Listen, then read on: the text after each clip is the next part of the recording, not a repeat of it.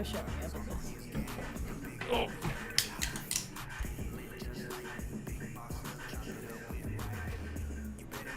That's me. To 10 talks. Oh. Woo! Cheers. Cheers.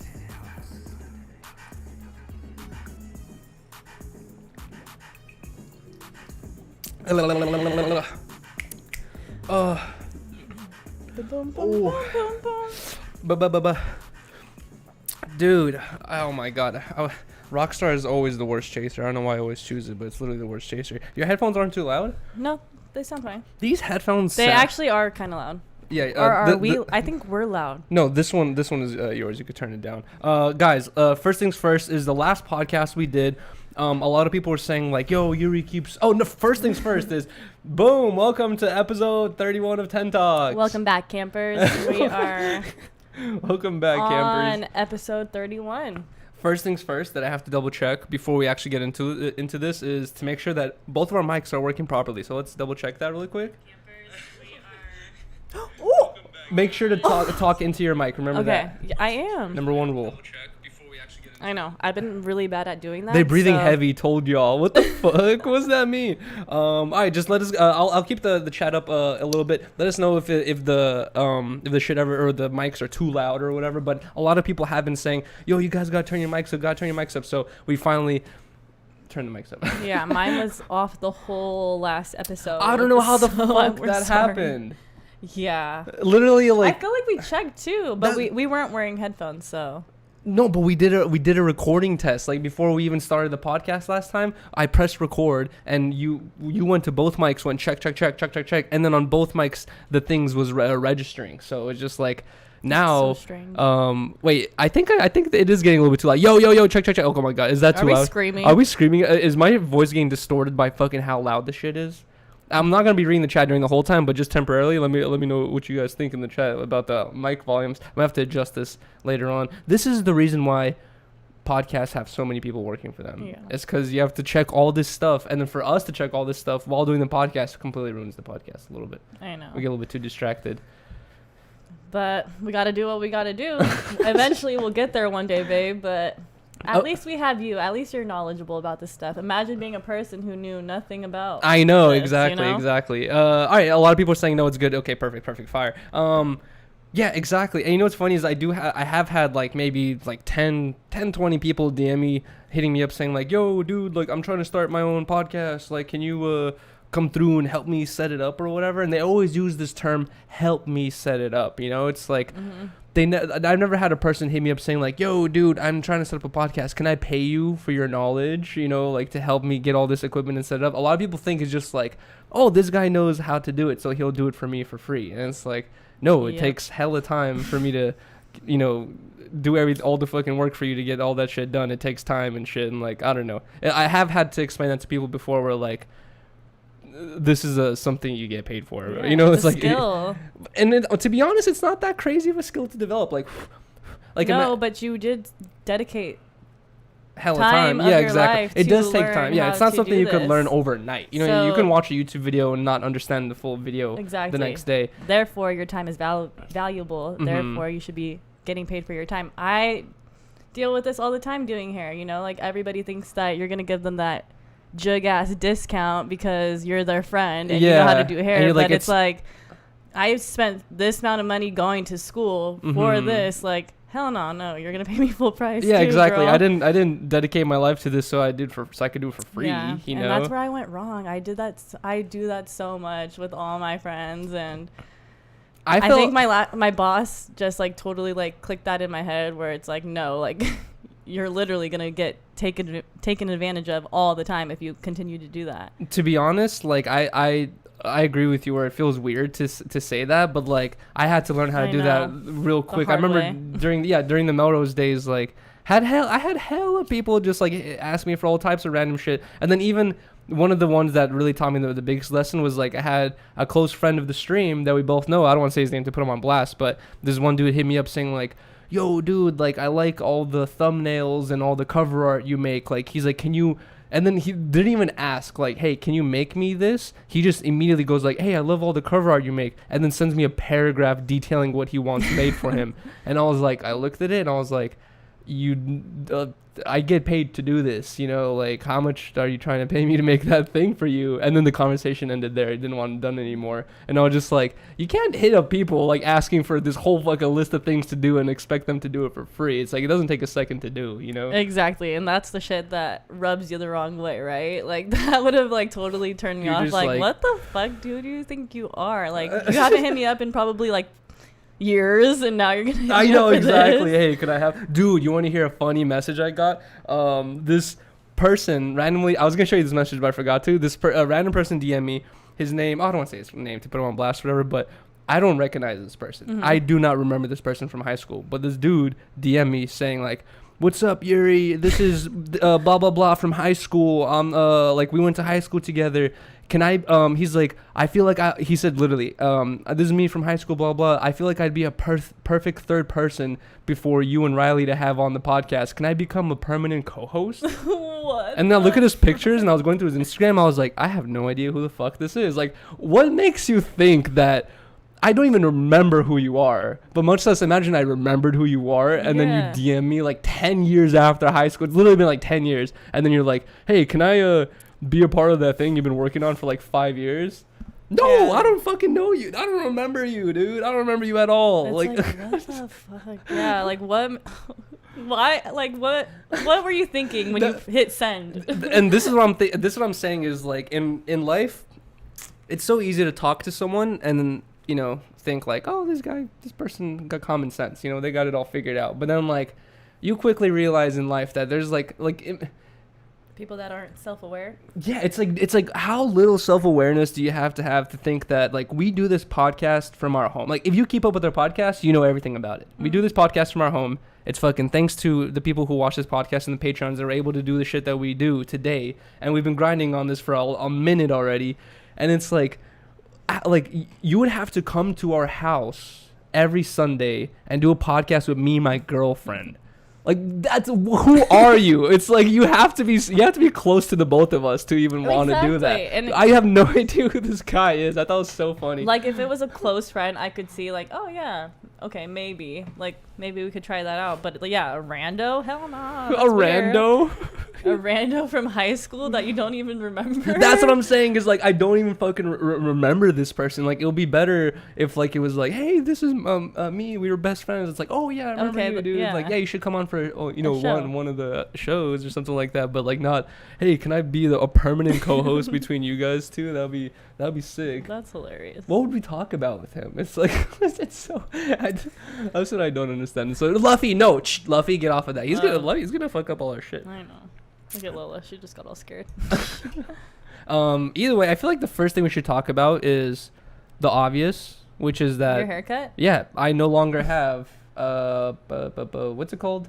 A mullet. A mullet. If it was a lot of the chat was saying that we were scamming again, saying like, that's not a mullet, that's not a mullet, it ends at hairline, all you did was shave the sides down, it's one of those, lesbian haircuts or whatever that they do. And I'm just like, no, it's the Karen. That's not the Karen. No, it looked like a mullet to me.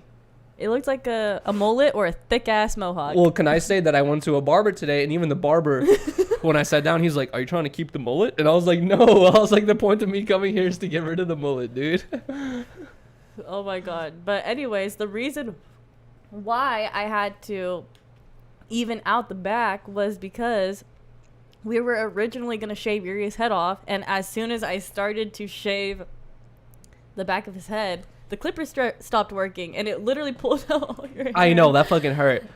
But there was a chunk missing, and so it would have been like literally like 2 long pieces on the side, but the middle had a big ass chunk missing. And you're like, you should have just kept it. Can we just get into this argument right now on stream? Rylee is so quick to throw stuff away. Oh, Rylee will. Well, you're a hoarder. Like what is a good example? Like Rylee will. Okay, here's a good example. Rylee will buy a bottle of Pepsi, take 2 sips out of it. There's like a line missing out of the Pepsi. She'll reseal it all the way, put it in the fridge.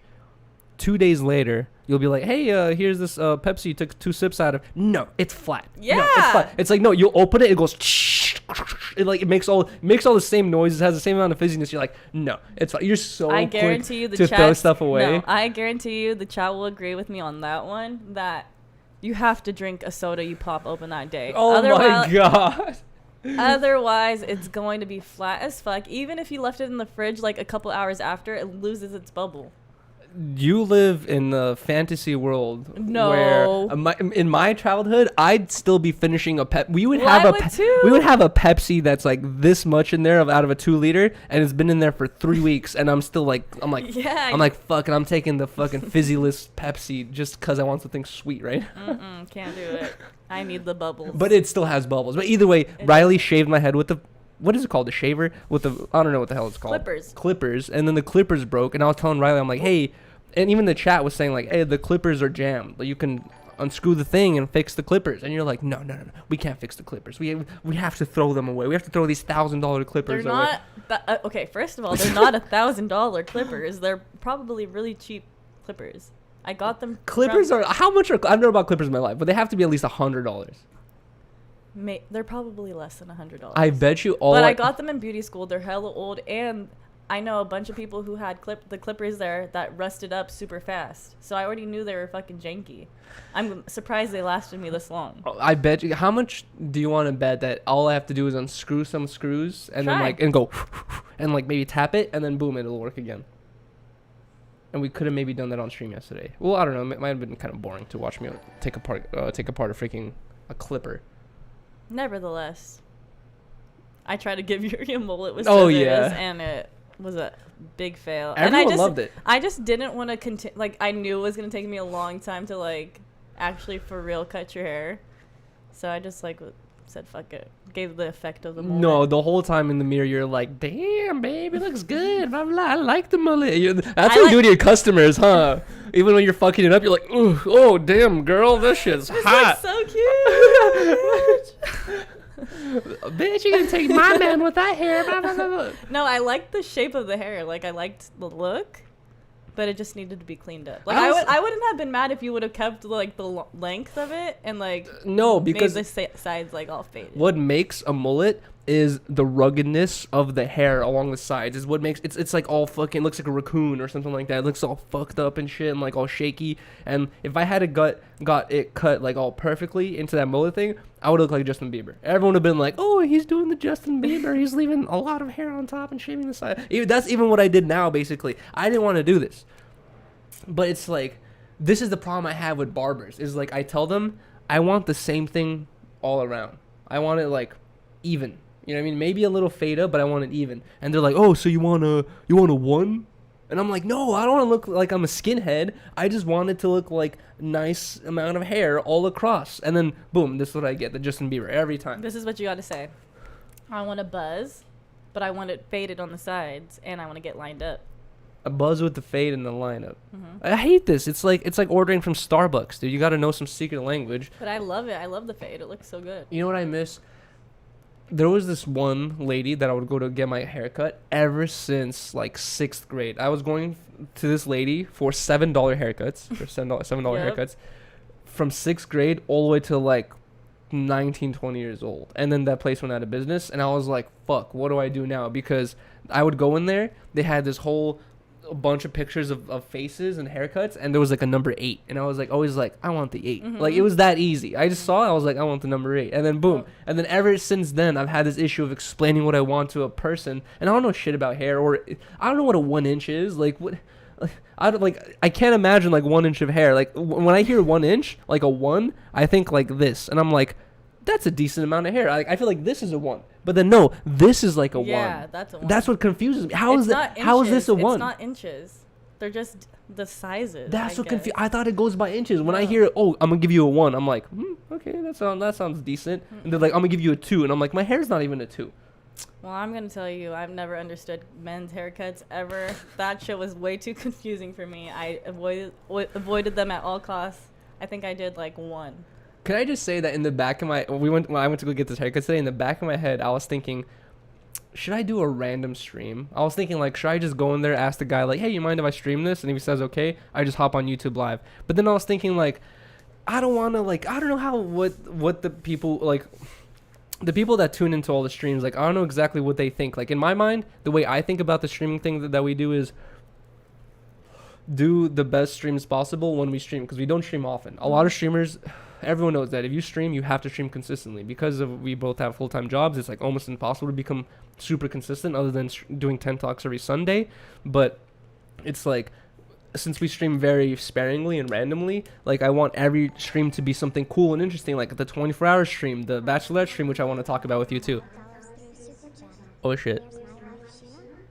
Who's my wife, Sheena? You just said the Bachelorette stream. We want to talk about that in a second. Thank you so much for the $5 dono. But so that's what kind of scares me is like sometimes I do have these random moments in my days, like a Saturday or Sunday, and I'll think like, oh, I should do a stream right now, but then I can't think of what to do. And then like yesterday I would do the trolling stream, and then nothing really came of the trolling stream. We didn't really find anyone to troll with. Like it was kind of like a failed stream in my mind. I was kind of upset at the end. I was like, man, I was like, dude, that was not a good stream. And I'm mad because people who tune into my streams, who take the time to watch my streams, are now going to be like, that was a waste of time. I didn't watch anything interesting. That was boring. Okay. And then people who tune in for the first time are going to be like, this guy's boring. I don't want to watch this shit ever again. So that's why when I do streams, I want it to be interesting or cool or something happening, you know? Well, you have a really good work ethic and an idea of what you like and stuff. So I respect that, but I feel like you are a little too hard on yourself sometimes. And that's why I had this conflict where I was like, because people just like to watch you. And that's what sometimes I feel like that too, where I feel like people are just happy whenever I go live in general. So I was like, maybe I should just go live at the barbershop. But either way, I ended up not going live because I was like, fuck it. It was fast. I'm not gonna, yeah, and it was really quick. If I was on stream, probably been longer. But I regret it because this guy was cool. This guy, I was talking to him, and my barber was a rapper.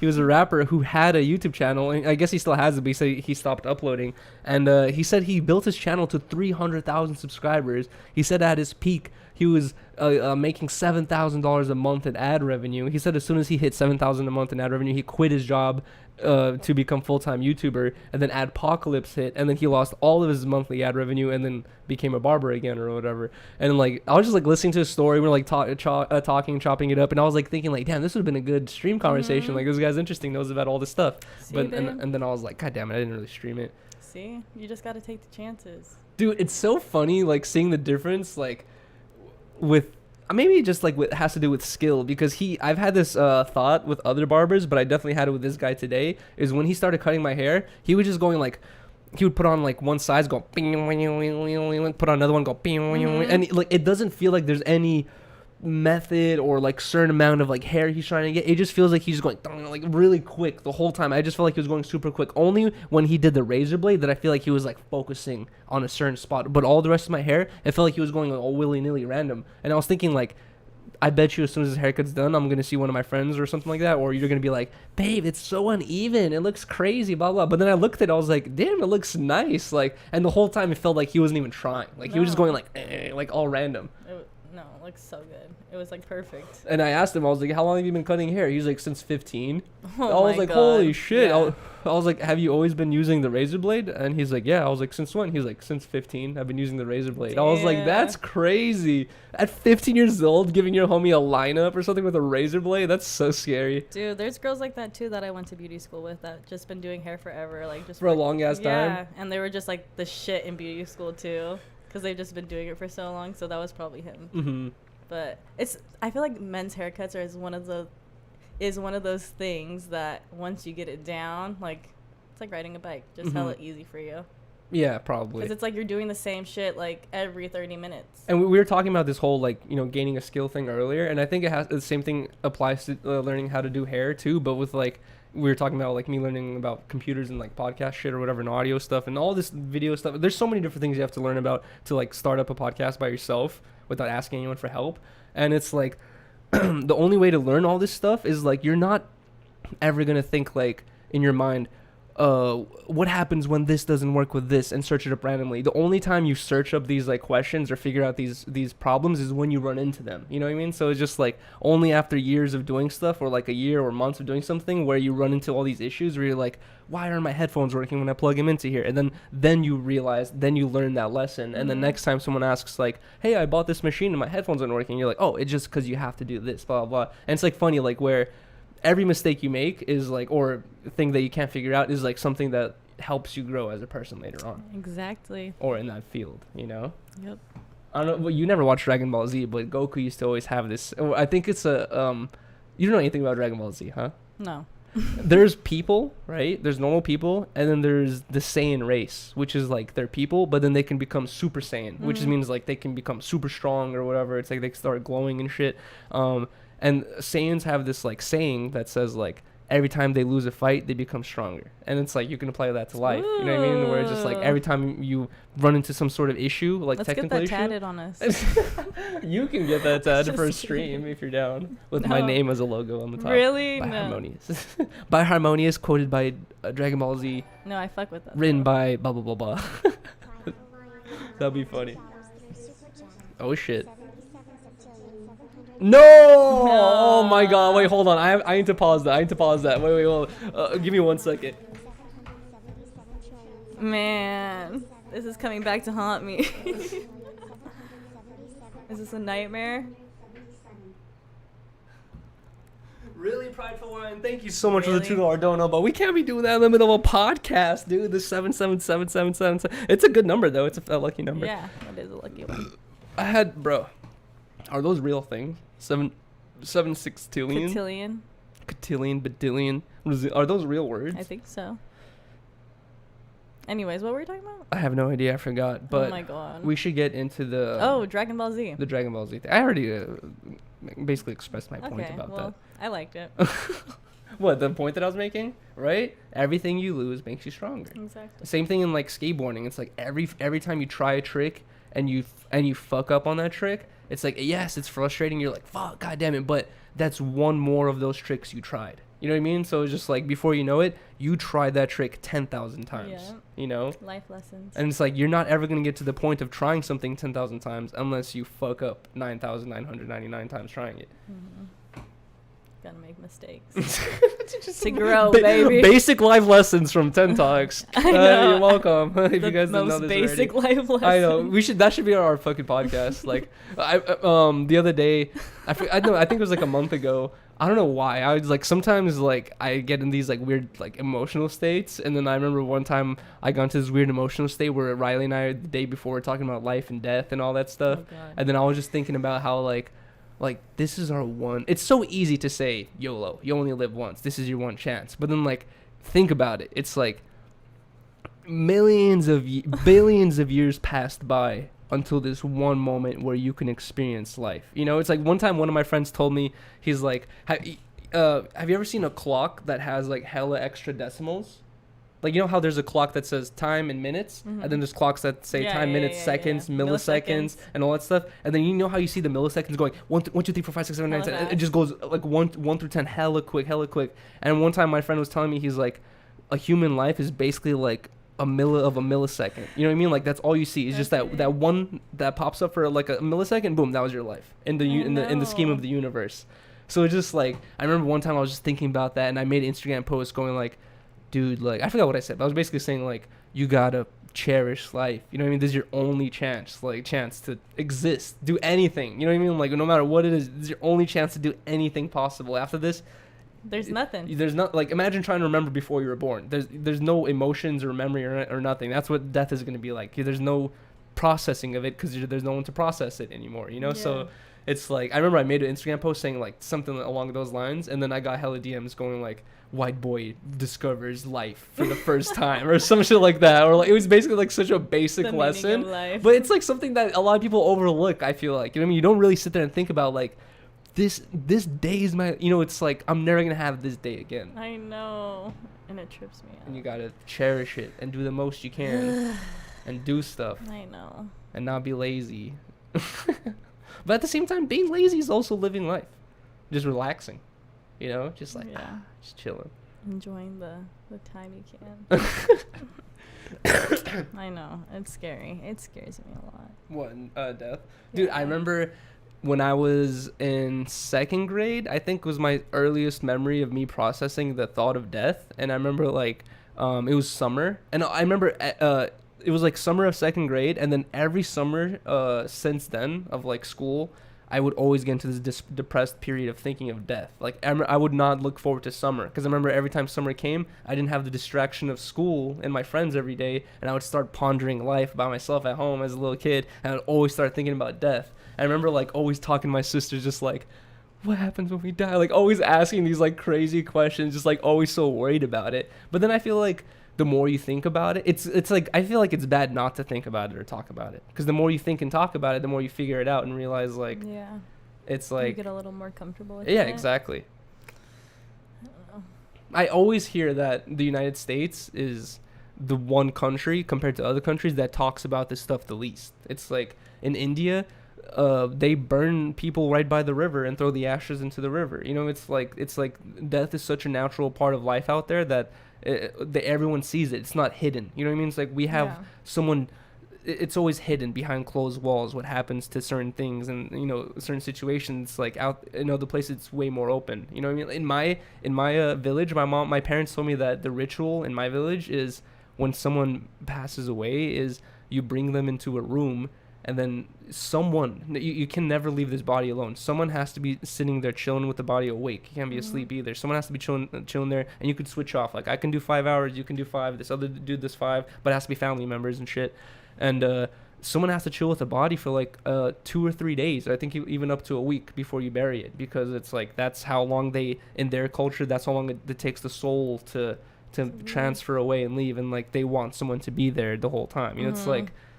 And you know, it's like people are more used to it out there because they're actually sitting next to a dead body. So it's just like we're not used to it out here at all. That's why people don't even like talking about it. It makes people feel weird. I know. It's just crazy that your soul fully escapes. Like, I don't know. It's I don't know. I'm gonna get emotional, but. Can we talk about something that we were going to talk about earlier? That we're planning right now? Yeah. Do you know what I'm talking about? The Bachelorette. The Bachelorette. So I feel like there's a lot of stuff about the 24-hour stream we didn't really talk about during the podcast because we were so tired. Remember? Because the last podcast we did was immediately after the stream, right? Yeah. One thing. We like took a nap and then. Oh yeah, exactly. We did it immediately. One thing that I didn't talk about that I feel like we should talk about is Rylee and I are working on merch right now. And literally the fucking biggest the biggest designer, like one of the biggest fucking graphic designers ever, Blazzy, told us he was willing to help us with the design, which is such a fucking big deal. Like if you look at his resume and look at the companies he's worked for and the people he's worked for that are public, it's insane. Like he's worked with fucking everyone. Everybody. Like, and even I forgot what rapper. Some rapper dropped a song the other day, and he's like, "I want to make some merch. Finna hit up Blazzy." Like he said that in the song or whatever. So just like he's a well-known person. And Rylee and I have discussed the idea of like, oh, it'd be sick to have our merch designed by Blazzy, but obviously with such a resume, it's very expensive. And especially with graphic design shit, that stuff gets really expensive. So Rylee and I were already planning like, oh, we should maybe over the period of 5 or 6 months or a long time save a little bit of money in this specific place for a Blazzy design. And then during the 24-hour stream, Blazzy came through and said he was like willing to work with us to do it. So I'm super excited about that. I haven't reached out to him yet about it because I feel kind of nervous too, because like I know how busy he can be. Even with his own projects, he's working with other people's projects. But he just dropped his new doll. I feel weird saying the name of that doll, but what? It's a Migo my Nigo. But that's another designer, dude. Okay. And it's a doll? It's a doll. It's like a little plush doll. And like he just did that drop really fucking sick. I really want to grab one of those as well. But I want to hit him up about this, but just like I feel weird like reaching out saying like, yo, are you still down to do that one thing or whatever? I have to think of a way to hit him up that is not intrusive. Yeah. or super needy. Well, he said that it's okay, so. Yeah, exactly. I'm sure. Dude, imagine we just make the hottest merch. I know, the hottest merch to date. We get a collab with Dust Dub off a lot of Ten Talks. That would be fucking You know what I was thinking earlier? Imagine that.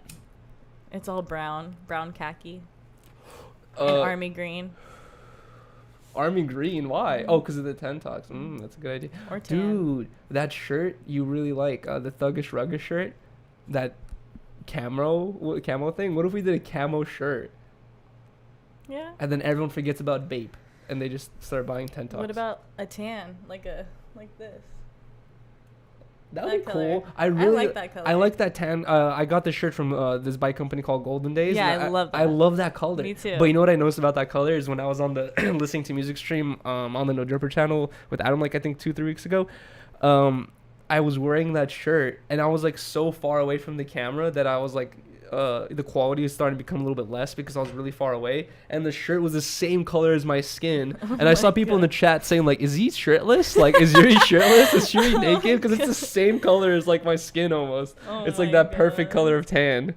I know, maybe a little darker. And then I was like, "What are they talking about?" I looked at the screen. I was like, "Oh my god, I do look like I'm shirtless." And if I was like drunk or faded, I would totally look 100% naked. Oh my god, it's like very Yeezy, Yeezy color. Yeezy kind of. To be honest, like, I was wondering that before Yeezy, like, everyone uses the same colored shirts. White, black, blue, purple's kind of sometimes people use it. It's like everyone uses the same color shirts. Why? There's so many different variations of colors. You know what I mean? It's like, why not get a different colored shirt? Yeah, I like the neutrals. Anyways, is this boring? I know, right? Is this boring? Either way, let's get into the thing that I'm really excited about. And this is also kind of like an announcement, also invitation, and also a planning, I feel like. Basically, Sheena came through.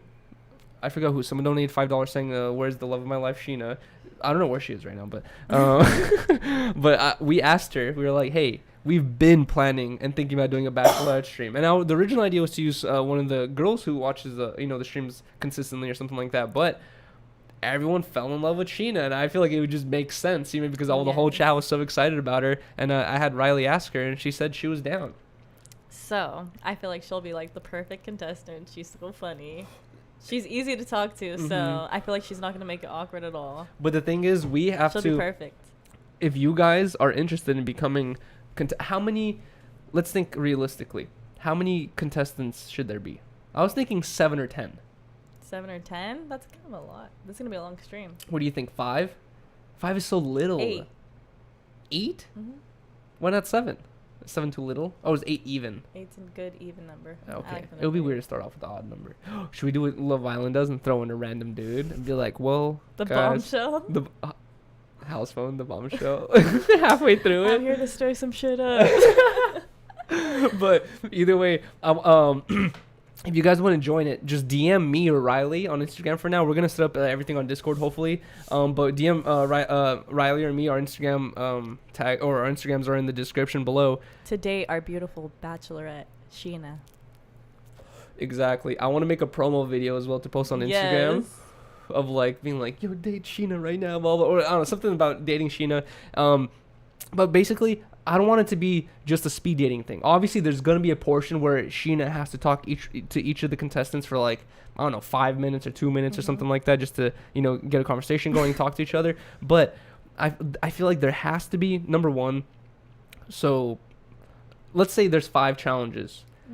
Speed dating, that could be the first one, to get to know each other.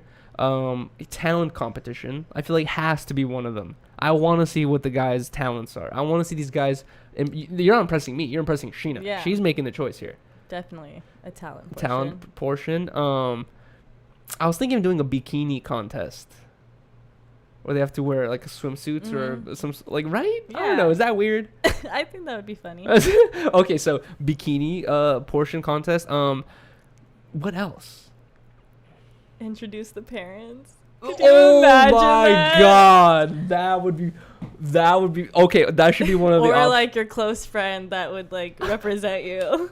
Close friend or parent introduction to Sheena to see what you're about, 4. Or one of your parents. Oh my god, that would be fucking hilarious. Okay, so Introduce one of your family members, closest family members, sister, brother, aunt, uncle, grandma, mother, father is preferred. Or if you can't get any of those people, best friend. Mm-hmm. And then the last one. Like, what are the... they have really, really weird challenges on Love Island, so we can't do any of those. Like, kiss each other. Lola, no, don't eat that. It's all going to be virtual. Exactly. It all has to be virtual. Drip contest. Who's the drippiest? Okay. Fashion show. Lola, stop fucking with it. Lola's trying to eat the lights. And then fashion show. Boom. And then after those 5 things, each one of those 5, someone gets eliminated. 5 minus 8 is 6, 7, 8, 3. Cooking contest. Nah, that's gonna take too long. Really? We need these to be short. That's okay. really gonna take too long. You're right. Because we're gonna have to watch each one of them make a meal. That's gonna take all day. But once we do all those 5 of those, we have 3 contestants left. How do we eliminate the last 2? Oh wait, hold on. The last date with Sheena. No, I have an idea. Okay, maybe they can do one last speed dating round just to give an audience an idea of how it's going. Lola, stop. Can you shoo her away? You know what I was thinking is when we have 3 people left, the audience picks one person to get kicked off. Oh, the chat. We put a poll in the chat, and the chat has to choose like one person that gets the boot. That should be like during the beginning almost. No. It's the last 3. Sheena should choose who she wants. She is. That's what I'm saying. After the 5 challenges, we have 3 contestants left. But what if they choose who she really wanted? Fuck it. The chat kicks off one of them. She has 2 people left to choose from. And then Sheena has to choose between one of those 2. And then she has to do the whole, like, talk to both of them and be like, hey, I love where our relationship has gone. It's been amazing time getting to know you. Like, I don't know, something like that. And then she chooses the last person. Okay. And then we have to set up a dinner date for them that night. We buy. Oh, we send Postmates. And then the winner gets Postmates sent to their house. The winner of the fucking, the dude who wins, we send him a Postmates dinner. We get Postmates for Sheena. And then you guys eat dinner together. If you want. That'll be fucking hilarious, dude. What does Sheena get out of this, really? She might get a husband. Bro, it's gonna be so funny. Imagine we, like, literally set Sheena. Yeah, imagine she moves to Canada to get with, like, one of our, like, with Doug or something like that. Oh my god. Or Josh Coates. Oh my god. I cannot fucking wait. So what are our god damn it. What is gonna be like our, like, how do we choose men for this? Like, they have to have certain requirements. We're gonna be the casting directors. I choose 4 and you choose 4. Okay. That'll be so fair. Okay. But then you're gonna have hella guys sliding in your DMs. Really? Saying, hey, what's up with your girlfriend? I'm looking out for Sheen. Oh my god. When was the last time Sheena was in a relationship? Was she ever? These are questions we can probably ask again during the thing. Well, we're gonna interview Sheena for, like, a little to bit. know Sheena. So everyone gets to know her and stuff. Oh wait, honestly, we should have Sheena come through this week so we can film the video for Instagram. Be like, hi, I'm Sheena. I'm 23 years old. I'm from Los Angeles, California. I love long walks on the beach, smoking Kush. No, I'm kidding. She doesn't smoke Kush. Drinking Red Bulls and Frappuccinos with my homegirls and getting Dave's hot chicken. Really? I don't know, just some random shit. And then we'll be like, if you guys want to date Sheena, email us here, blah blah blah, or whatever. Dude, that'll be so funny. Yeah, it's gonna be amazing. Honestly, my main goal here is, if you want to date our next Bachelorette, literally how they do it. And then guess what? That's not gonna be the end of it. Once we find Sheena, the love of her life, she gets married, has kids, and dies from happiness. One of the guys who lost, obviously, one of the 7 guys who lost is going to be our bachelor for the Bachelor stream. Okay. Wouldn't that be hilarious? Yes. What's awesome about Sheena is, works a little bit better. She is in Los Angeles, so we're actually going to have her pull up here. And I actually told Rylee that I ordered a green screen, a giant green screen that's going to fit this giant back of the wall. I'm waiting for this metal bar that I bought to arrive. So I'm going to install this metal bar, hang the green screen, and then whenever we want, we can just drop a giant green screen right here. And I want the whole thing to be filmed on the green screen. It's going to be super sick. It's going to be amazing. I'm so excited. Dude, every day I'm like sitting at the computer because now we have the computer in the studio room, and I look to my left and I'm like, dude, you love it. We have like a whole studio setup in our fucking house. Oh, no. It's so sick. We have soundproof foam, we have lights, mic stand, like we have all this shit, and literally this was all thanks to the people who fucking donate, who subscribe, who follow, who like, who join the Patreon. Dude, this is literally all possible for you guys, and literally for you guys, because without you guys watching the content, like, what are we gonna have all this stuff for? It would just be sitting around. It's like literally like meant specifically for the uses of them, Exactly. I fuck with it. It's so much more fun. But either way, it feels more professional now. It does. More legit. I'm getting kind of worried though. You think it's starting to feel a little too professional? Because I remember when I was first watching No Jumper, I liked how, in the middle of the podcast, Tony the cat would jump on the table, show his ass to the camera. There'd be like girls walking past trying to get on the stairs. Adam's yelling at them. And it's like, it's an uncontrolled environment where it's like very random and like anything can happen, and it's like messy a little bit. I feel like it's super clean cut now. Well, the only thing that was kind of out of our control in the beginning was the rats, I guess. Yeah. Which was funny. I feel like we should just Which everybody loved. I know, exactly. But no, I don't think so at all. The more I look back at that video, just our plays. Of that rat passing by during the podcast, the more I start to believe it was a baby possum. It's not a possum. It looked like, I swear. I would know. Pause it and then like watch it, and it looks like a fucking baby possum. Babe, I swear. I would know. Did you look back at the video? When we moved into this place that night, when we went to go get the TV and the computer and stuff, I saw a baby possum running into that fence area. That was probably him or her. Such a different face. There's a different. You recognize the animals by their faces. Yes, a rat face is way more different than a possum's face. Well, you saw a possum. Yeah, I did, but I also saw a rat that night. On the floor. What if the that was the same rat because it was fat as fuck? You think it went all the way around and busted a bitch just to come back? It did. It fucking heard us talking about it. You're so. And he was like, "Hey, I heard Shut you." up. There's no way. Wait, hold on. Just to give a quick advertisement, fucking break, cut in, whatever the hell it's called. Guys, I want to give a huge shout out to Stay Grounded on Instagram. It's Stay Ground, DEAD, like a dead person, Grounded on Instagram.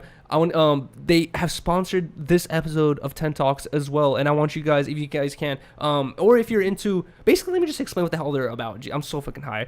Basically, it's an Instagram account about fashion. They have tons and tons of followers, and can I just say that whenever I find Instagram channels, or at least with the amount of followers they have, it's very, very easy to tell if someone has genuine, real followers or they don't. And I could tell by the type of people that follow them, who follow them, and their engagement. They do have a natural, organic fan base, and all their shit is about fashion. Like, all they do is post, hey, is this shirt or is this hoodie or these pants fire or not? And like, they just post on their stories all day. Their actual posts are like filled with like some other type of content about. It's all fashion related. So if you guys are into just keeping up with fashion brands, trying to start your own company, or you already have your own company, trying to promote it, get people's opinions about it, or you're into fashion and into drip and trying to look for more companies to buy shit from, or like newer companies, need inspiration, all that type of shit, ideas, please check out Stay Grounded. Or if you guys just fuck with 10 Talks, please go over to their Instagram account. Please drop a follow if you guys can, or just drop a like and a comment on one of their posts or something like that, just to show that they're getting some engagement from us.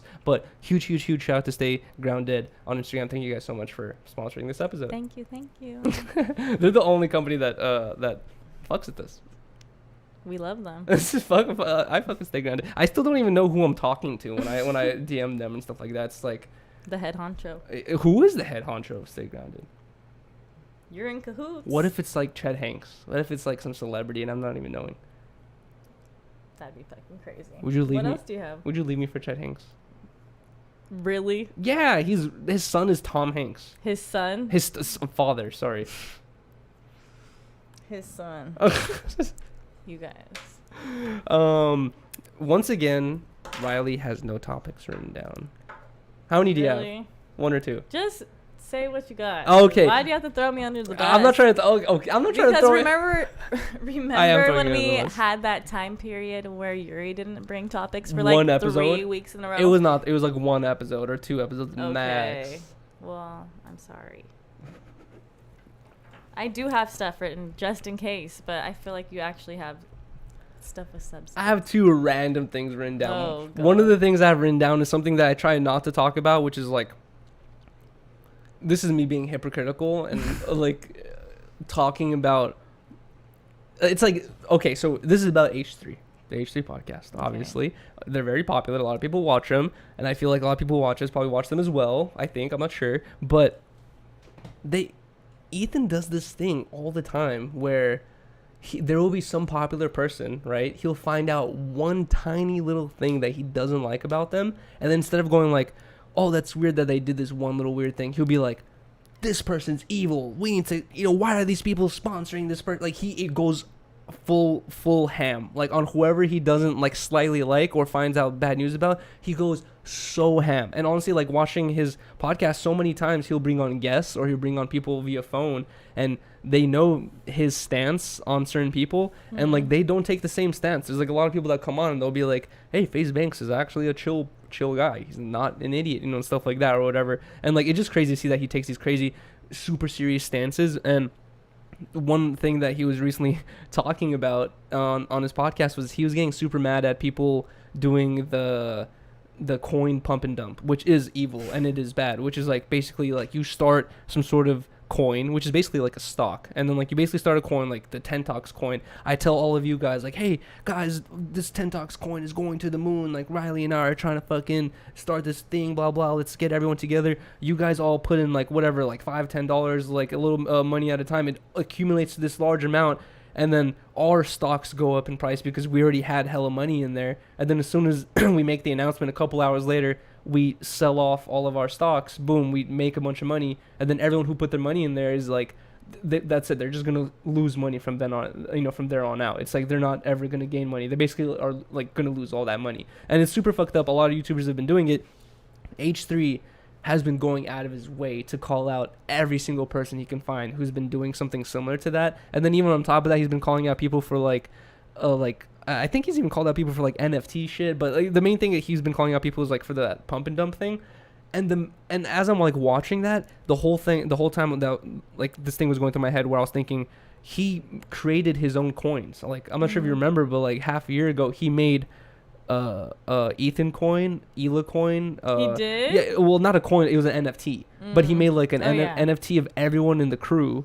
And literally, I don't know if you remember, but all those episodes, all like maybe 10 or 20 episodes surrounding that time, or like, I don't know, like around 10 episodes surrounding that time that he created those coins of the whole crew, he was just like, this is the best coin ever, it's so sick. And then he would be bringing up articles going like, oh, this guy Bob bought the Zach coin and he resold it for 20 grand. Like, he'd be pumping it up, literally. He'd be like making it sound super sick, making it sound like it's gonna make a ton of money, blah blah. They sold all the coins, like all the coins have been sold.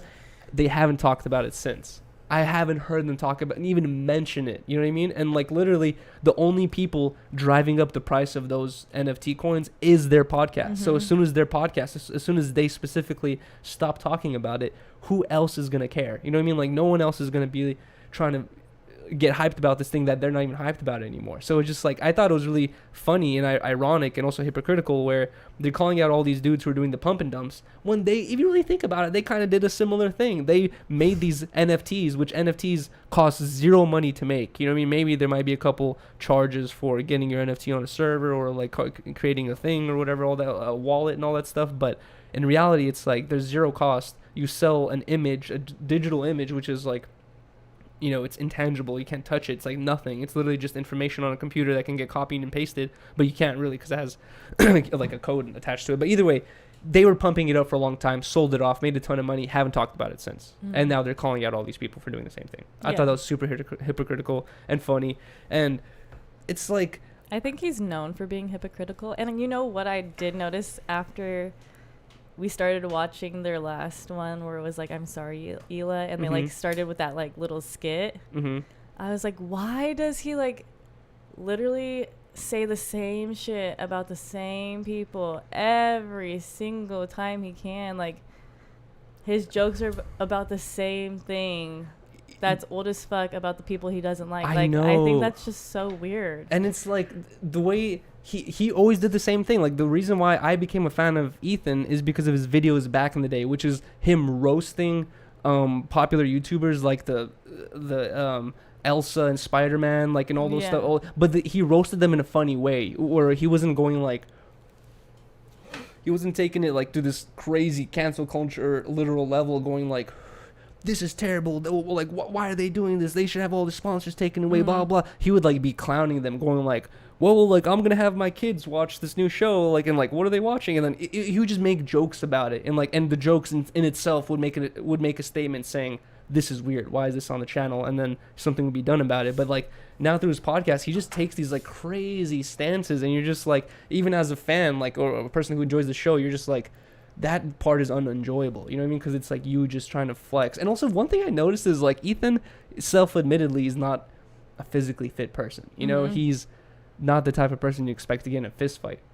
He's so quick to call someone a pussy and like a little coward, and just be like, you little pussy, you little coward, blah blah blah. It's like, those are fighting words. If you say that to someone, if you see them in the streets, do not be surprised if they try to sock you in the face, you know what I mean? Like, and you're not gonna be in a fist fight, so why are you going out of your way to call all these people pussies and cowards? And it's just like, dude, you're not the type of dude to be using that type of language, you know what I mean? Like, it seems weird for you to be doing it because you're like sitting in your $9 million castle, you know, surrounded by security guards and all this shit, like in like a gated community. You know that nothing's gonna happen to you. That's why you're talking like that. And it's just like, I wonder like how his crew actually feels. I'm like, are they just going along with it because it's popping right now, or I don't know. I kind of like the way Dan. Do they actually agree with it? I like the way Dan goes about it, because I feel like with Dan, you can tell that he has his own opinion, and he's not afraid to say he it. knows he's at work, and he's just like, hey, this is like a work like any other job.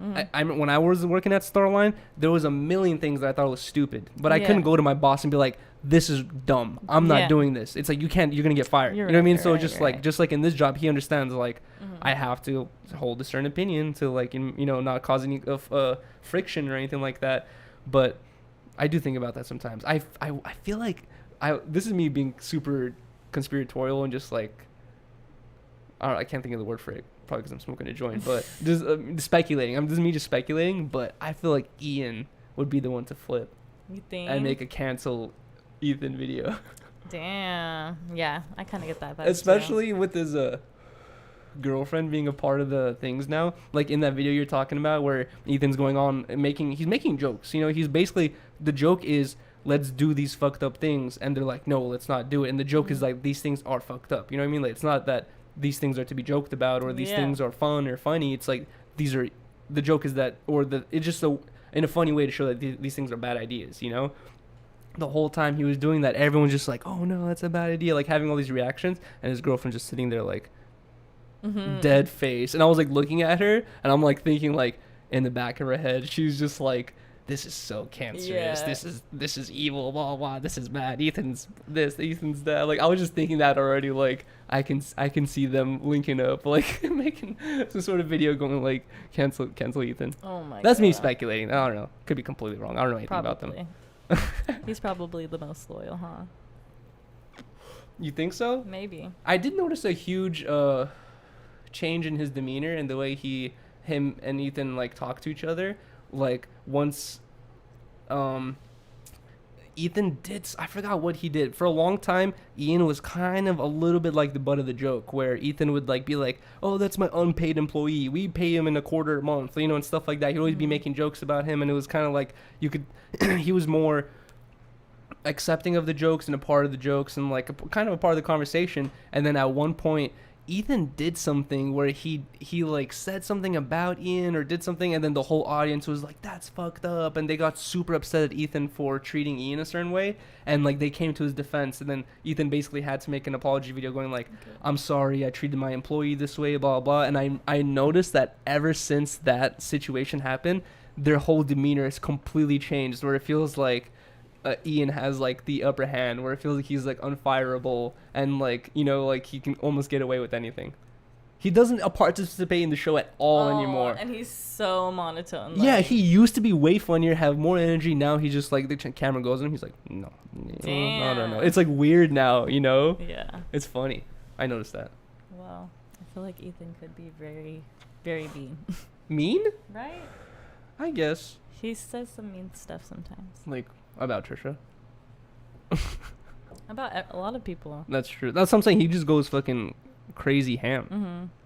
And the other topic I had was just like another random thought I had on the top of my head as well. God. Oh fuck, was about the family channels, and I was just thinking, what? Oh, the unicorn family. Yeah. Oh, dude, that was so weird. The unicorn. We need to find out more about this guy, Candy Ken. So interesting. The way his lips are shaped. I've seen cartoons like that were made from like before he was even born, probably, like with people with lips like that. It's aesthetic. Like it's so weird. Like he does this thing with his lips I can't even replicate. Little bling bling. Little fucking bling bling, the biggest flexor in the world. Rodeo. Rodeo. Either way, I noticed that a lot of people, Cody Cohen, talking about specifically Cody Cohen in this moment, but a lot of other YouTubers do the similar thing where they react to these family channels and they'll be like, oh, like this is so weird and intrusive. Like they're showing these like intimate family moments on camera. People are crying, like this and that. Like, why would you show this on camera? You're sticking cameras in people's faces. And then I think immediately back to like Love Island or Bachelorette. And like Bachelorette's 22, like how old is it? It's like 22 years old or something like that. It's hella fucking old. Keeping Up with the Kardashians. That's Keeping Up with the Kardashians. Life. It's like, that's basically a reality show, but there's no camera crew. You know what I mean? Because like I feel like a reality show is even more intrusive because like if it's you and me having a conversation, I'm just holding a camera or I have a camera set up like this and I'm just like talking to you about some real shit. Like I feel like that we can easily forget about the camera and have a real conversation and then like upload that. But like when you're doing Kardashian shit and you have a guy holding a boom mic, two guys like holding lights and like a fucking reflector and like a camera dude, you have like 6 people standing there as we're crying to each other. It's like that's way more intrusive and weird, you know? So I was just basically thinking, why do family YouTubers get so much shit when this has been going on forever at a more crazier level, you know? It's like the thing that's wrong with the family YouTubers is obviously the kids. It's like, what the hell is that doing to the kids? And it's just like, I feel like, I don't know. I feel like in reality shows, it is a little more scripted? I don't know, genuine, kind of. Why? Because I don't know, because I just get the vibe on family channels that they start these families for this, and so it just feels like extra scripted. Like I think about that as well. Like really bad acting. It's like, also just imagine they're having any type of real conflict where if there was not a family channel that they support themselves with, like if they reach this point in conflict where they're like, hey, we need to split up, we're not good for each other, you know, it's like we need to find separate people, they mutually want to split up or whatever. When your whole lifestyle is funded by you guys being together, it's like, what does that do to your relationship? Or your relationship seems like a business, you know what I mean? Like, and then it gets to a point where it's like you don't even want to split up because you're not gonna be able to make, you know, that same amount of money anymore. See, exactly. Like in the Kardashians, they do talk about that stuff, like their breakups and like the real shit that's going on in their lives. But I feel like YouTubers, people who have a family channel, don't want to talk about any of their problems, so it just like it looks like perfect all the time. For example, the Ace family, like there's so much drama going on about them, how their like life is not perfect. Obviously their life's not going to be perfect. No relationship's perfect, but they're not broadcasting that, so people are tripping extra hard.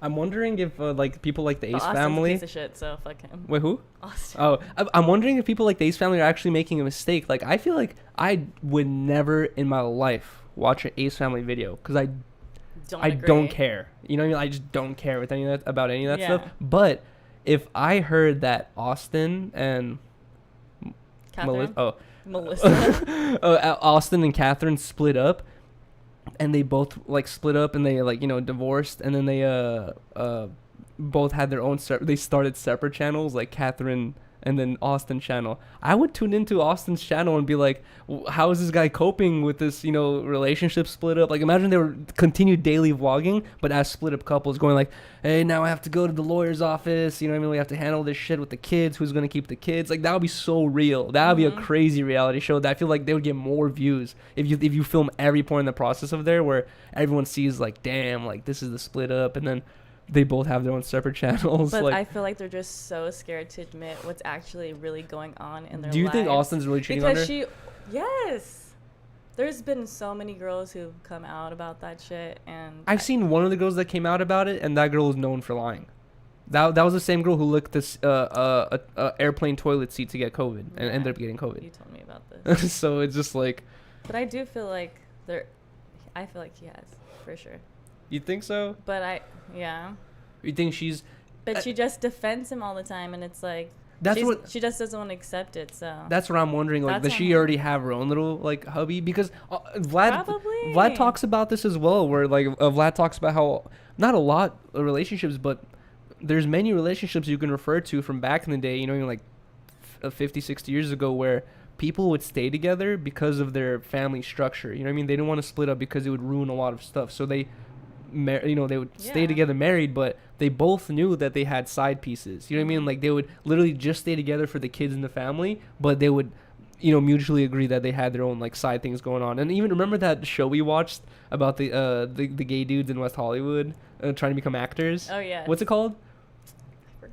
But I even there, remember the lady had a side piece and she was married and she was like fucking one of the guys or whatever. Like, it was just a common thing where people don't get split up for public reasons and family reasons, but they just know like, oh, we're not going to work, but we're going to stay together for these reasons, you know, money reasons mostly, and then we're going to have our own side pieces. So just like what they might be just on that type of family level. Yeah, so they just don't admit it, and I think that's why they keep getting called out, because they don't want to admit actual shit's going down.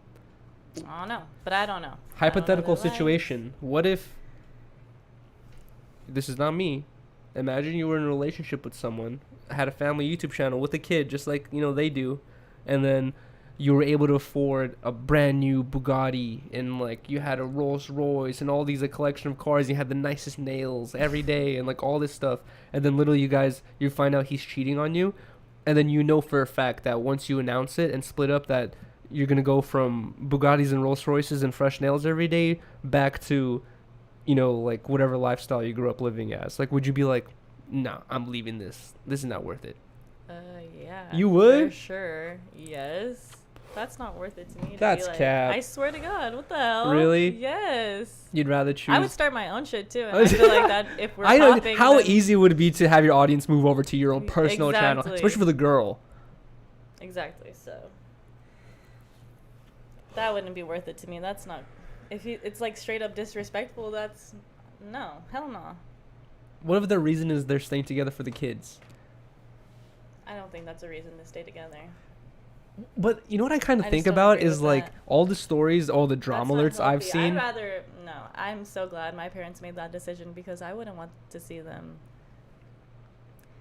cheating on each other. Yeah. Like, you know. To be honest, I was in a lucky position where I came here with my family. I was 2 years old. My parents were like in their early 20s, and they both had no English skills at all. And then even now, my dad has, you know, he's able to speak English and stuff like that, but you can tell he has an accent, and Russian is his primary language that he usually communicates with. And my mom, she speaks English very fluently, but then also you can tell she has an accent, and also she would prefer to speak Russian.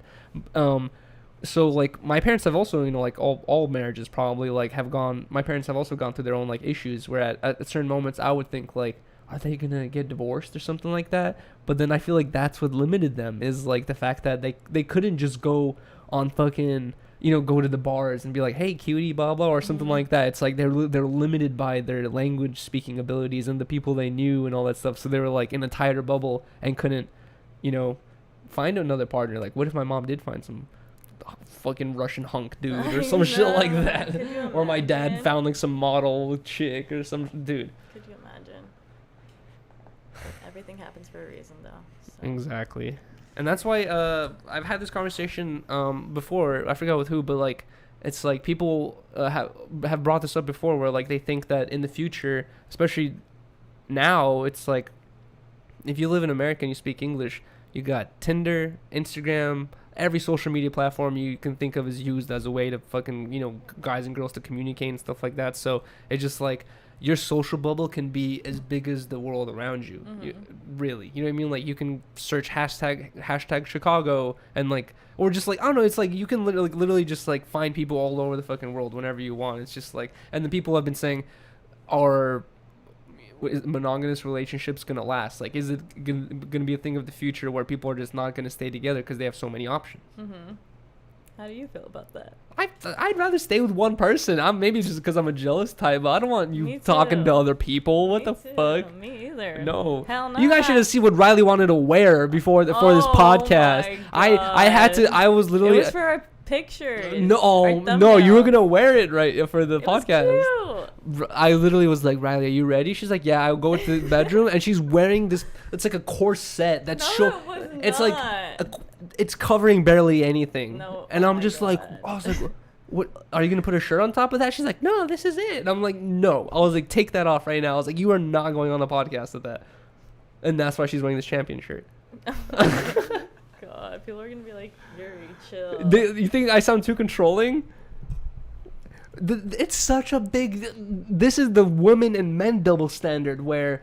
It wasn't even that obviously, bad. no one goes and no construction workers aren't fucking whistling at guys passing by. You know, I can't wear some tights and like a crop top shirt, and people are gonna be like, "Damn, cutie," or some shit like that. It's just like you girls can do that. So there's never gonna be a situation where I leave the house and you look at me, you're like, no, Yuri, you're not going out looking like that, because you know the attention's gonna bring. Only girls are in that position. You're looking pretty cute with your haircut. No, I'm not. I honestly was thinking about it on the Snapchat I posted. I was like, my head looks long again. I look weird. Oh my god. I do look weird. No, you don't. I look like a basic white kid, and I look weird. My head is elongated. Weird. I need chapstick.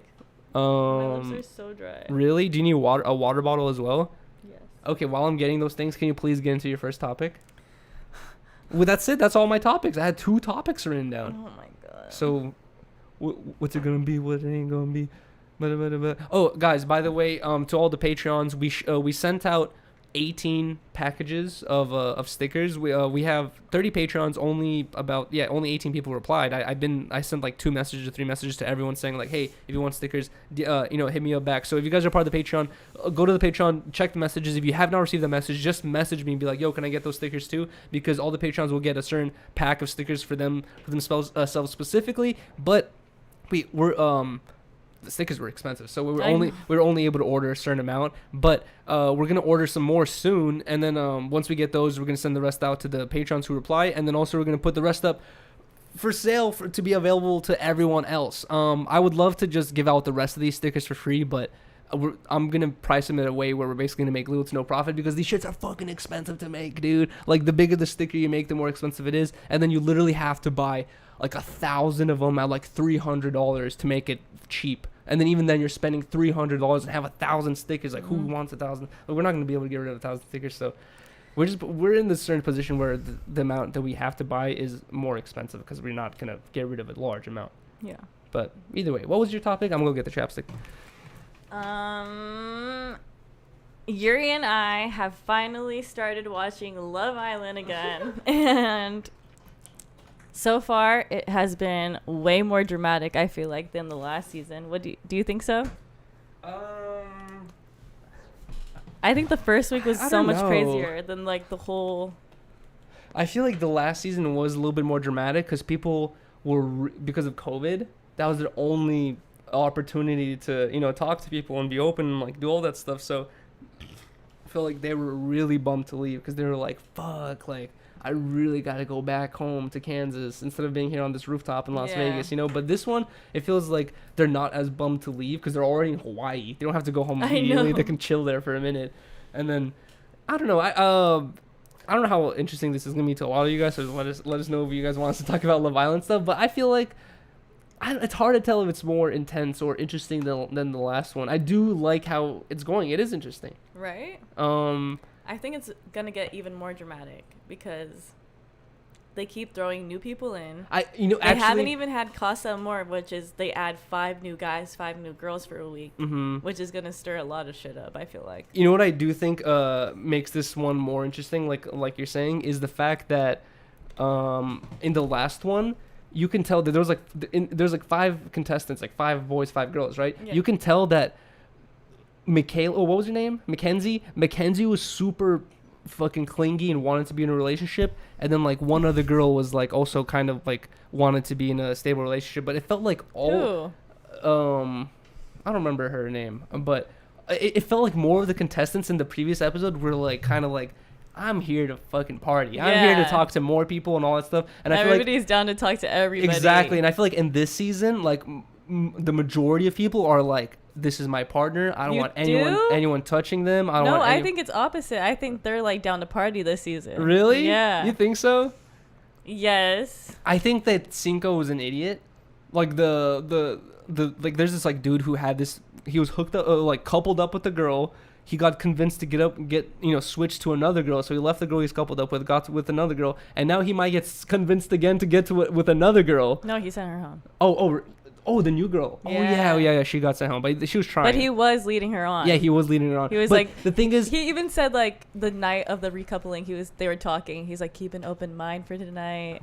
Blah blah blah, like giving her hope that she was gonna get picked. But even the first girl who he was with was getting upset at him because she thought he was leading her on. But in my opinion, watching his conversations and listening to them, he's not smart enough to lead anyone on. I feel like he's so dumb, dude. Like he's talking to these girls and like his answers always just like, they're like, oh, I'm really feeling you, I love you, blah blah, like I want to do this, I do that, and he's just like, yeah. Oh, that's cool. I feel like we should. And they all they watched the last episode of Love Island, all of them, because they all use the same lines, which is, oh, I love you and we're together, but I want to keep, I want to talk to whoever's in here. I'm open to getting to know other people. They all say the same shit, and he always says that too. He always goes, I'm open to getting to know other people if anyone comes in here. He always ends shit with the fucking laugh, by the way.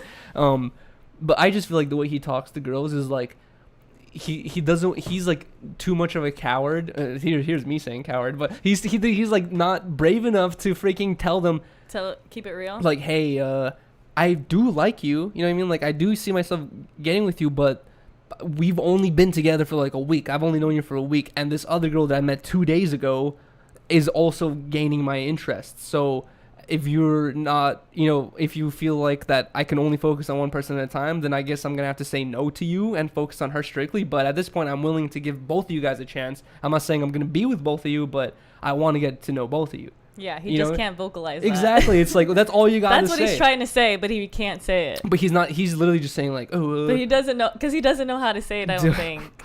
And that's what I'm calling it an idiot. I know, it's like he doesn't seem like a mean guy. Yeah, he's not trying to be mean or like mischievous or trying to be sneaky. He's not willing to be open about his emotions, or he's not like, he's scared to do it. You know what I mean? It's just like, tell her no. Tell her maybe. It's like... I know. That's how I am with that stuff. It's just like, if I was in his shoes, like I would have been annoyed by the situation and like her attitude and like, the arguments. I would have been like, hey, turned off. I would have been like, hey, dude, like I'm into getting to know the both of you. I'm not willing to say I'm just focusing on you for the rest of my life because I've only known you for a week. I know a week versions of you. You could become a different person a month from now. So just like people change. It's like and all that stuff. So I don't know. Exactly. Imagine how cranky. I don't know how long they're gonna be on that island for, but imagine how cranky you get towards the end. Like they don't let you use your phone or nothing. You want to fucking hop on Instagram. You want to call your friends. You want to call your parents and shit. And you can't do any of that. And you're probably like antsy trying to leave. And at that point, if some guy's trying to talk to you, you'd probably be like, dude, get out. I'm trying to fucking finish my day so I can go home already. No, I feel like they're so sad to leave at the end.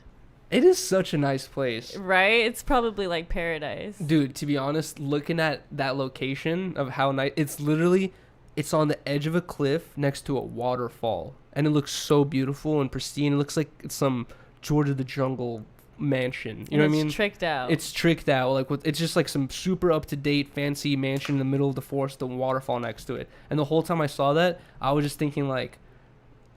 they had to destroy so much shit and add so much fucking toxic and fucked up shit to add this place to this beautiful pristine location. Like, it's such a nice remember we were watching that Vice video about Tulum.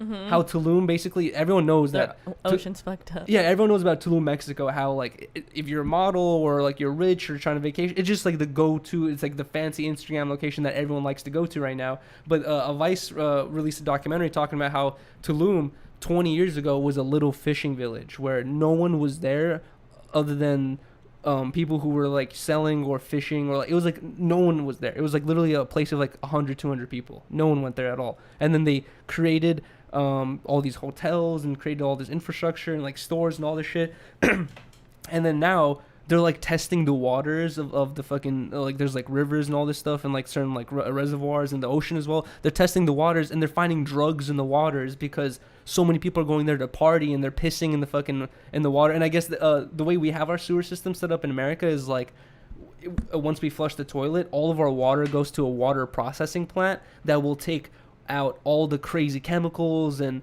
diseases. Like they'll filter our pee and shit, and they'll like whatever, and that contents, that shit that's left over, they throw that on top of our plants and stuff to grow plants, by the way. But either way, all that they basically our shit goes through a processing plant. They were talking about how in Tulum, Mexico, none of their hotels, and they have huge hotels there, none of their hotels have water processing plants. All that water goes straight into the ocean or straight into the rivers. And they tested these oceans and rivers, and they're filled with drugs and like the highest thing that that were testing of was all drugs, because people will take like you take a Xanax, you pee, your Xanax is in the pee, you know what I mean? It's like not 100% of it gets processed, like some of it still goes into think it's a heroin, and like dude, there's all types of shit. Like they tested and they basically said that they basically said that this place used to be like a pristine unaffected fucking portion of land that was beautiful with clear blue water, and then now it's literally like it turned into a shithole within 20 years. And then that literally made me think about Los Angeles. Like everyone comes to Los Angeles thinking like, oh, big city, it's been here forever, but it's like we've been here for like 100 years around, you know? Imagine this place 100 years ago, how much, you know, like how many animals, houses, and like how much shit, like, you know, wildlife we had to destroy for this giant ass. LA is so wide and expansive, and like the effect, and like we literally saw another news article about how the oceans are too toxic to swim in. Like fish are literally popping up dead in the water because our oceans are getting too toxic now. Like the effect is insane. I know, it scares me. I feel like we're starting to feel it now with just like all these natural disasters happening and shit. That's just the American infrastructure being super shitty. Literally, it just scares me. Like everything is like kind of crumbling just because it's getting older. That is not. Oh yeah, it's getting older. But also, that's not a surprise to me because anyone who lives in Los Angeles or in America, I'm not sure if this is searches all throughout America, but especially in Los Angeles, if you're not spending like $10,000 a month on an apartment, like some crazy amount, you are not getting, you know, a nice working house. Basically, like Rylee and I are spending a good amount of money to live in this apartment, and when we moved in, both of our showers weren't working, and our faucet's still broken to this day, and like there's like a bunch of shit that's fucked up, and we had to ask them to repair. And we're like, dude, how'd you guys sell us an apartment that doesn't have working showers? How do you guys expect us to live here without showers? Yeah. You know, it's like that doesn't make sense. But either way, I lived in Josh's place, and we lived in the other place, and I've also gone to a bunch of other my friends' apartments. It's like this is not a unique issue. It's like almost every apartment building owner, and a lot of these apartment buildings aren't owned by one person, like where this one person has to worry about, you know, 30 or 50 or 100 apartments. It's like a lot of these apartment buildings are owned by companies that manage like 300 apartments, you know what I mean? So 300 times however many tenants are in there, like they're managing thousands and thousands of tens of thousands of people's, you know, lives or whatever. How many complaints they get of clogged toilets, not working lights, like all these complaints of all this shit. It's like a lot of these people that have this mentality of not giving a fuck anymore. They just don't care. You know what I mean? Like if you hit them up with these complaints, they're gonna give you the cheapest fucking plumber in the fucking they'll find the cheapest plumber in the world to send to your place to like do the most, you know, temporary fix ever. And it's just like this issue is everywhere. And when I saw that apartment building thing happen in Florida, I was just like, this is like, I wonder if the owners of that building are now kind of like, oh fuck, maybe we should make sure that the rest of our buildings are actually safe and up to date. You know what I mean? It's like, I wonder if that's actually going to change some stuff, because I feel like a lot of people just don't care because they make so much money. Well, I hope it does. I hope it scares people. I know. But I did have a client that was like, she worked for a project management company, and she was like the person, like customer service, who would email you back, you know, like all the issues, and she's like, oh my god, like talking hella shit. She's like, oh my god, you guys don't like understand like what I get sent on the daily, blah blah blah. And she was just telling me how like people stressful it is, like her job is hella crazy. Yeah, and it's like, and it's also I was like I couldn't imagine, and I was thinking about how shitty our project management was. And what sucks is like she's the middtelman. You know what I mean? It's like a lot of people will call her being like, dude, I've been waiting a month for the shit to get fixed. What's up with this? And she's just like, she's telling her boss like, what's up with this? And he's the one not giving a fuck. You know what I mean? He's just putting her in the front lines, taking all these phone calls, but he's the one going like, dude, whatever. You know what I mean? Like, even with this, our deposit on our last place, it's been almost a month now, and we still haven't received our deposit back. They said to wait like, you know, like a month or whatever, so like a month, 2 months, so we're gonna wait a month, 2 months. But we've read some of the reviews on our last spot. A lot of people don't receive their deposits back. A lot of people complain about all these issues that don't get fixed, and it's just like, we can only hope. I do worry about that. How long were these buildings, a lot of the buildings in LA are like minimum 60 years old. Our old one was hella old. Yeah, that one was super old. But that's what I'm saying. The minimum is like 60 years old. A lot of buildings in LA are up to 100, even older than 100 years old. And it's just like, at what point do you reach where you're like, this building's too old, we need to tear this shit down? You know what I mean? It's like, other than let's just renovate the inside, put up some new drywall and make it look fancy and sell it for hella expensive, you know? Yeah. Either way, what was the topic you had? Love Island, right? That's it? That's all you had was Love Island? Yeah. Okay, well, let's talk about one thing that we forgot to talk about in the beginning, which is that Rylee and I have been together for over a year and a half, or like a year and a half now? Something like that? Yeah, a year and a half. Right? A year and a half. Ever since we got together, we have not spent a day apart. Not even like, yeah, like not even a day. Like in the beginning, we would have to spend some time apart because she was living in the Bay and I wasn't. You trying to take another shot? You want to? I'm down. Fuck it. But either way, Rylee and I basically haven't spent a day apart in a year and a half, and because of certain circumstances, Rylee had to, you know, go back home for 2 days, and I had to spend 2 days alone. And to be honest, right after the 24-hour stream where people are telling us we have ghosts, and then right after the couple days we've been spending here where we hear all these creepy sounds at night, it was really kind of difficult to spend those 2 days alone. Other than just missing you and like wishing you were here, obviously, it was creepy at night. Like the only, oh no, really?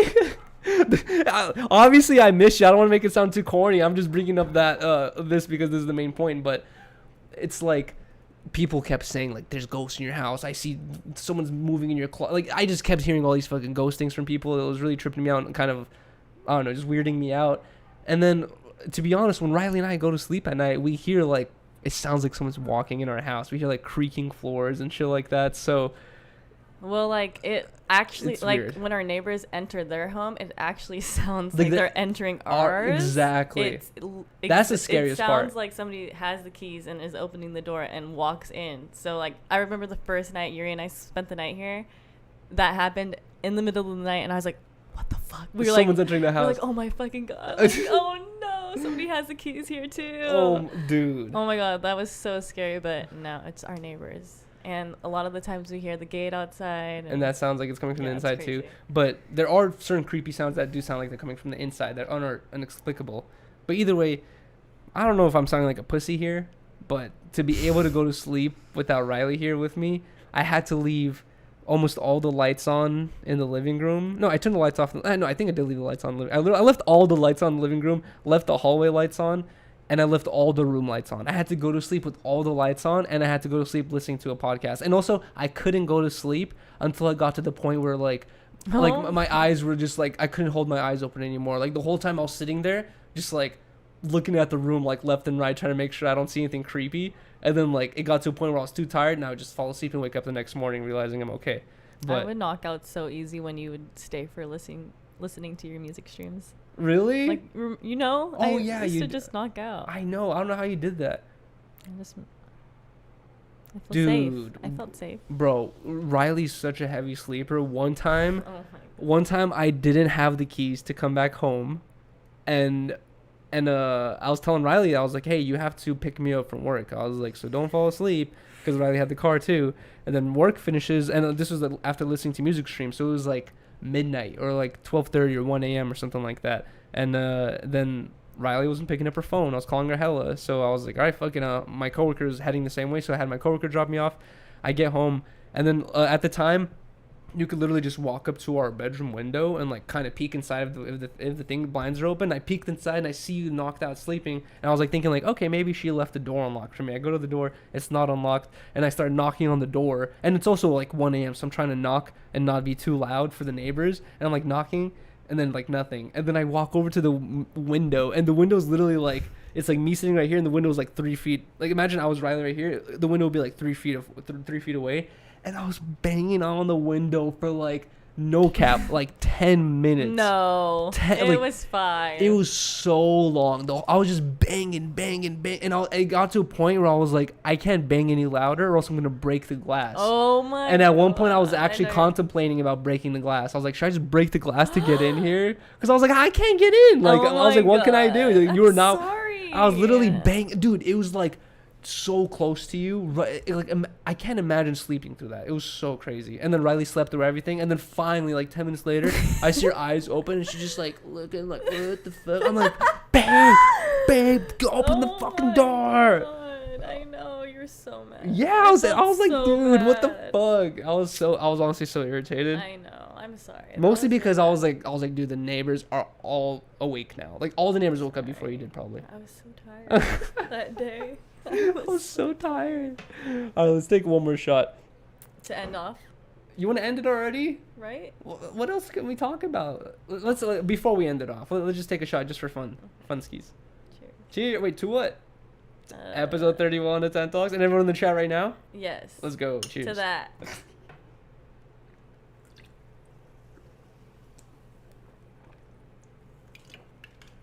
Oh, God. And then one thing I do really want to talk about really quick,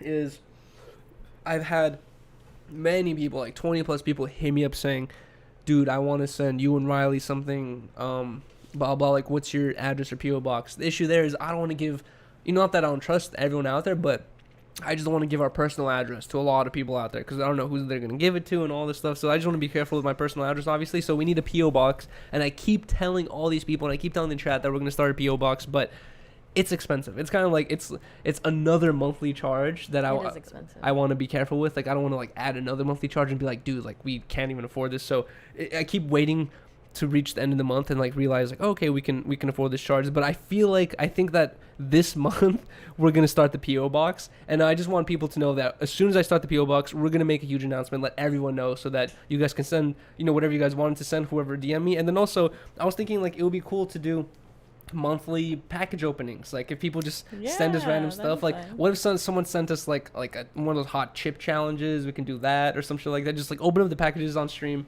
during at the end of 10 Talks or something like that once a month, and then just put everything away. Yeah, I used to love those YouTube videos. Right? Yeah. Those package opening stuff. But then the one thing I would always think of, I used to watch iDubbbz package opening stuff, and they would always send them random snacks and like random like weird stuff, and I would always think like, he's really trusting them like eating all this stuff. Like that's the one thing I feel kind of weird about, is like stuff you have to put on your face or stuff you have to eat. I would be kind of worried about. Well, if it's sealed, it has to be sealed, and I have to kind of trust the person it's coming from. It's like, it's so easy to inject something with a needle.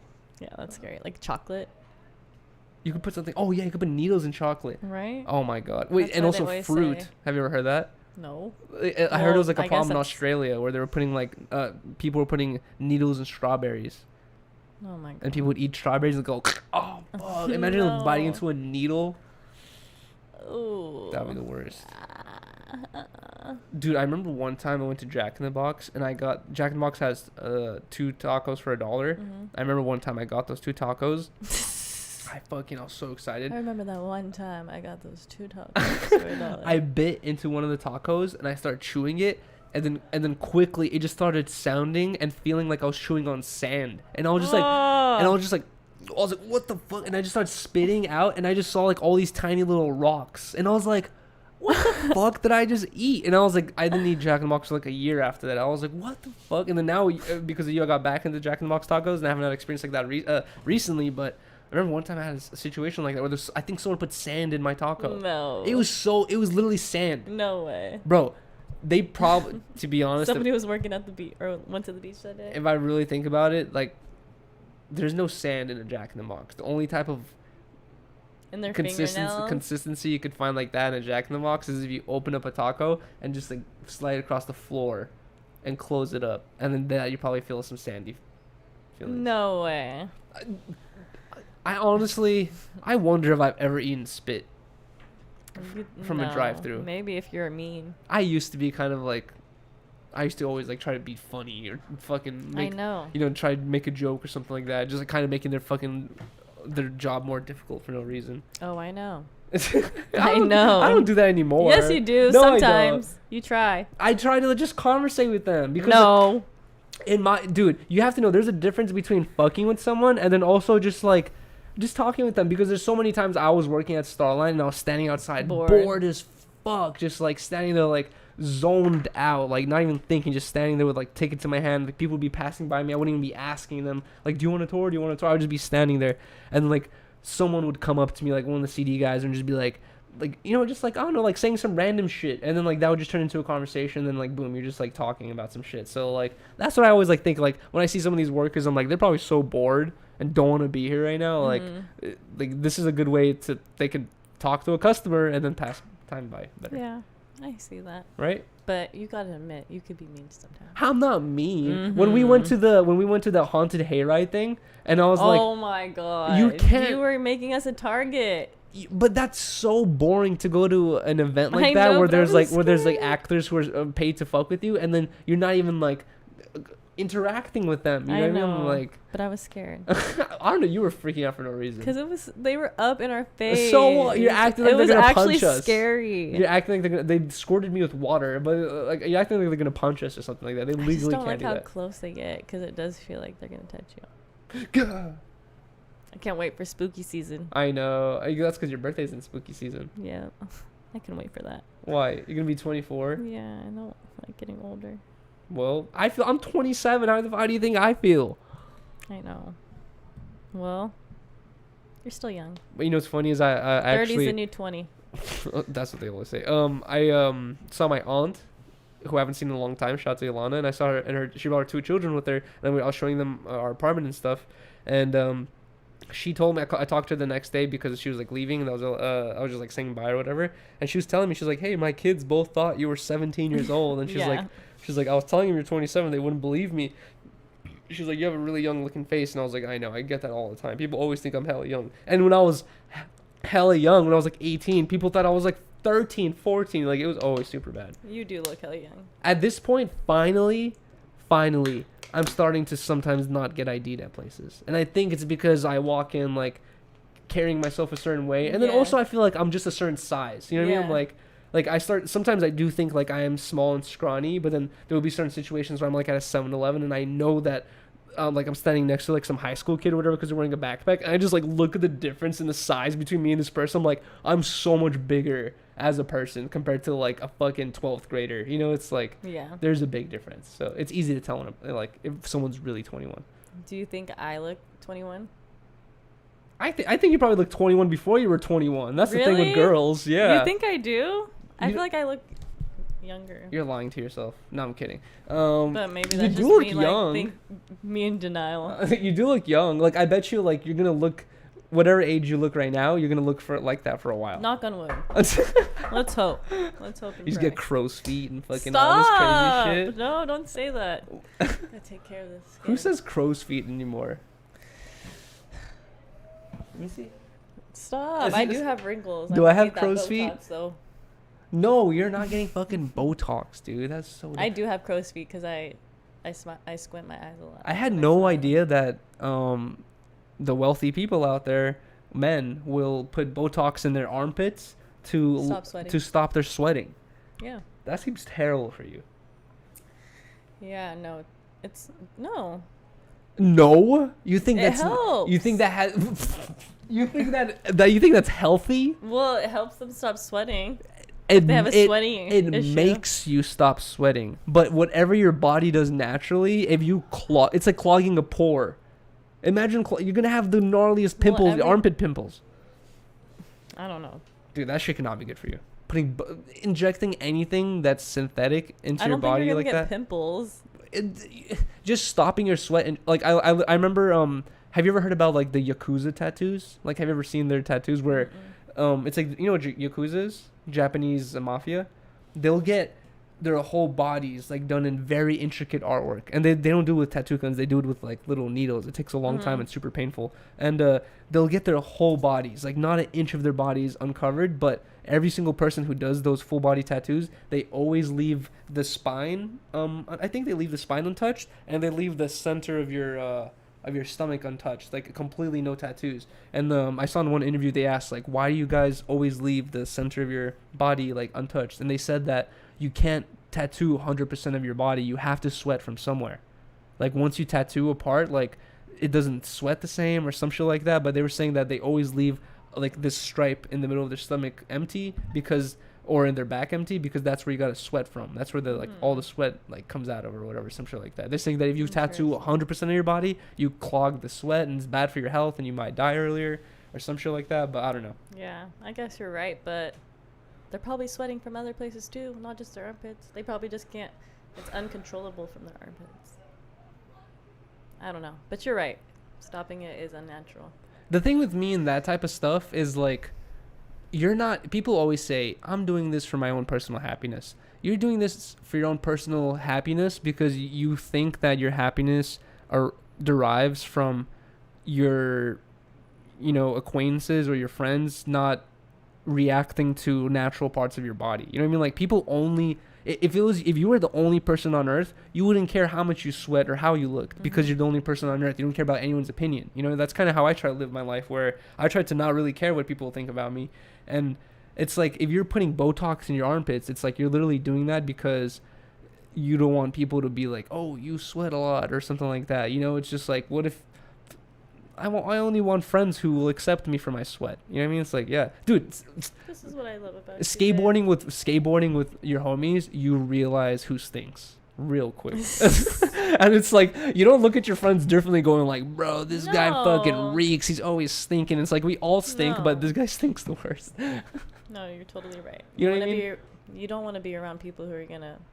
Like that's what I'm saying. All this body modification stuff is literally for the acceptance of other people. So it's like you're literally paying money. I don't know how much it costs, but let's say it's $1,000. You're paying $1,000 for other people to think something of you. It's like, why would you even pay money to alter the opinions of other people? It's like, fuck that.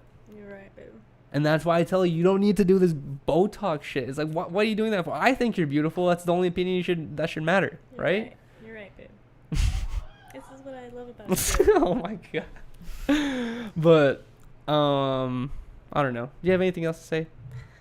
No, I think that's before we wrap up, I just want to give a quick I want to shout the Patreons. Shout out. But I want to give a quick update on the table.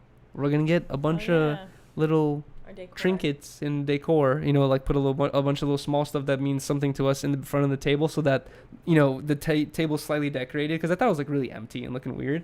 And then this right here is a demonstration of our stickers that are going out to the Patreons, plus another one that is like a Halloween version of this. But either way, these are our stickers. I was finally basically able to set up, I've been had this thing, but I was finally able to set up this mic thing where I can control, oh shit, look at this. Yo. Was that super loud?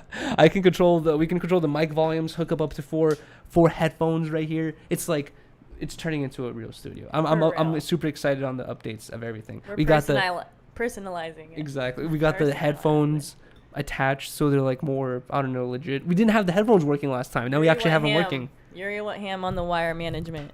Exactly. And then also your mic wasn't even working last time. We super apologize that was really about bad. That. It was even more embarrassing because there was many times during the podcast I would be adjusting your mic, and I saw one of the comments said like, one of the comments was like, Yuri keeps adjusting her mic when it's not even on. Like, why is he doing that? But either way, before we wrap up this podcast, I want to give a huge huge shout out to all the fucking Patreons who support us. Thank you guys so much. So huge thank you to Sheena Tony, to Dogue, Notorio Restoration, Denim Chicken 209, Austin F, DJ 65, Tyler A, Zach Shiken, Gabe G, Jazzy, Coffee Sosa 11, Hens, Rocco Blast, James Thayer, Uncle Deadly, Miguel 07, Senor 510, Trevor R. Brown, Johnny Taku, Russell Z, Kyle, Trey Block, Bowie, Bay Rain Beats, Ethereal Techniques, or Techniques maybe, Fuel Fuzz Josh, Jeremy Romance. Thank you guys so much. Thank you, everybody. The last couple names are really difficult to say. At what point do I stop reading them verbally? And we just throw them on the screen? 50. Let's say 50. Okay. I can read 50 names. Yeah. Just like really quick, like auctioneer or something like that. I can't believe there's 30. I know. That's hey, crazy. Buddy. Huge thank you to all fucking 30 of our Patreons. Thank you guys so much. Thank you too. Yeah, Luffy says thank you and what's up to everyone. Out the Patreons. We're not going to end the podcast just yet. We're going to get into the after show in just 1 second, but we do have to do the outro. So thank you guys so much for watching this podcast. If you guys can, please drop a like on this video. It helps grow the channel and like spread it, like so other people can get this video and this channel recommended or whatever. Leave a comment. That helps a lot. You don't really have to say anything specific. You could just say yo, Tito's, Red Bull, Rockstar, or just like say something random in the comments. It also helps grow the channel. And also, if you double check that you're subscribed, if you guys are not subscribed already, please leave a subscribe. We are live doing 10 Talks every single Sunday at like 6 or 7. Next week's episode is going to be a different location, but we're going to bring all the stuff with us, so hopefully it'll work perfectly fine. Yes.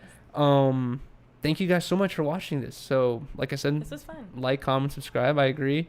Please leave a follow for Rylee. It's Rylee G on Instagram. And leave a follow for Yuriy at Harmonious Yuriy. The names or IG. the descriptions or the things in the description for both of us. In the description below. So yeah, like, comment, subscribe. Thank you guys so much. Peace.